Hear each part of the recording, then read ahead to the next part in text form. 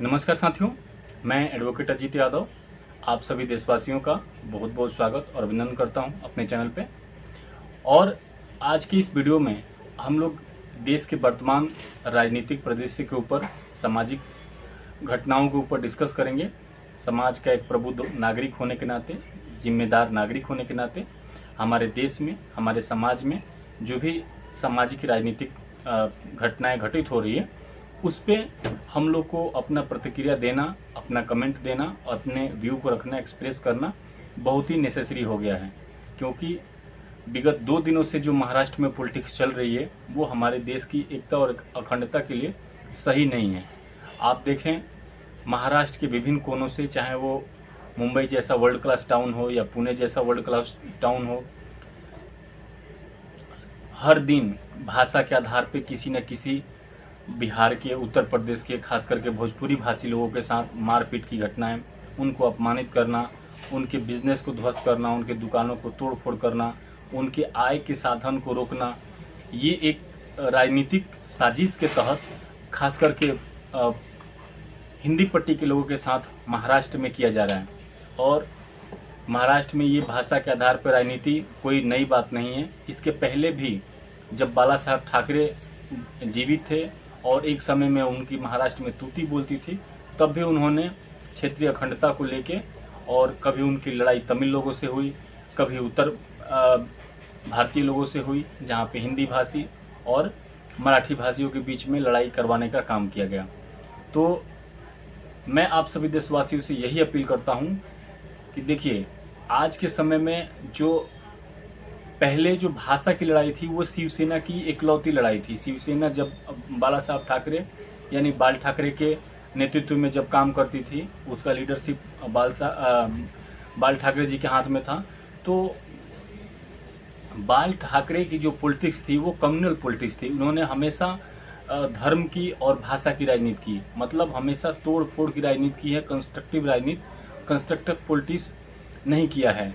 और उनसे अलग होने के बाद से उनके भतीजे महाराष्ट्र नवनिर्माण सेना के अध्यक्ष राज ठाकरे ने उनसे ज़्यादा आक्रामकता के साथ बिहार के, उत्तर प्रदेश के, पश्चिम बंगाल के, मध्य प्रदेश के हिंदी भाषी मजदूरों के साथ और उनके कार्यकर्ताओं ने जो गुंडाई की, उसका उदाहरण और उसके वीडियो क्लिप्स आप लोगों ने कई बार देखे होंगे। अभी जो संकेत मिल रहा है महाराष्ट्र की राजनीति से वो ये मिल रहा है कि जो शिवसेना दो गुटों में बटी थी, एक का नेतृत्व उद्धव ठाकरे कर रहे हैं और एक का राज ठाकरे। तो ऐसा जो सिग्नल मिल रहा है कि अभी राज ठाकरे और उद्धव ठाकरे दोनों एक हो रहे हैं। तो मुझे लगता है कि अभी जो है महाराष्ट्र की पॉलिटिक्स में भाजपा एक छत्र राज कर रही है। भाजपा ने शरद पवार गुट को तोड़ा और जो शिवसेना है उसको तोड़ा, और अभी पूरा तोड़ फोड़ करके और सबको, जितने बड़े पॉलिटिशियंस थे, पावरफुल लोग थे, उनको तोड़ के अपने में मिला लिया है। और जो उद्धव ठाकरे हैं और राज ठाकरे हैं, इनके पास अब कोई जनाधार नहीं बचा हुआ है। इनके पास राजनीति करने के लिए कोई विषय, कोई मुद्दा नहीं बचा हुआ है।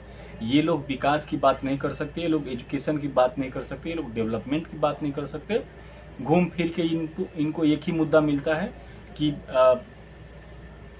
लैंग्वेज के कोई इशू बनाया जाए, भाषा के आधार पे देश में एक गृह युद्ध छेड़ने का प्रयास ये लोग कर रहे हैं, जो कि काफ़ी निंदनीय है। हमारे देश की एकता के लिए, अखंडता के लिए बहुत ही एक घातक संकेत है कि हमारे एक स्टेट के, महाराष्ट्र जैसे स्टेट के, कल्चरली डेवलप स्टेट के और 2 पॉलिटिकल लोग इस तरीके की बातें सोच रहे हैं जिससे हमारे देश की एकता और अखंडता को नुकसान पहुंच रहा है। तो मैं अपने उत्तर भारत के हिंदी भाषी लोग और देश के तमाम प्रबुद्ध लोगों से निवेदन करूंगा कि भाषा के आधार पे, जाति के आधार पे, धर्म के आधार पे, क्षेत्रवाद के आधार पे हमारे देश में कोई भी राजनीति करता है तो उसका बहिष्कार करना चाहिए।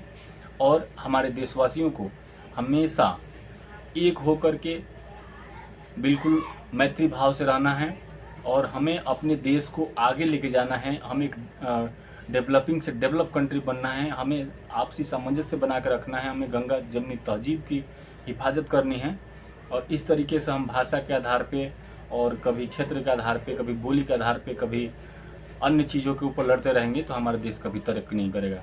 तो साथियों, मैं फिर से निवेदन करूंगा कि महाराष्ट्र में जो गंदी पॉलिटिक्स चल रही है इसको आप लोग बायकॉट कीजिए और कोशिश कीजिए कि सभी भाषा का, सभी धर्मों का, सभी जाति का, सभी समूहों का सम्मान किया जाए। इसी में हमारी भलाई है, हमारी राष्ट्रीय भलाई है। तो आप सभी ने वीडियो को लास्ट तक देखा, इसके लिए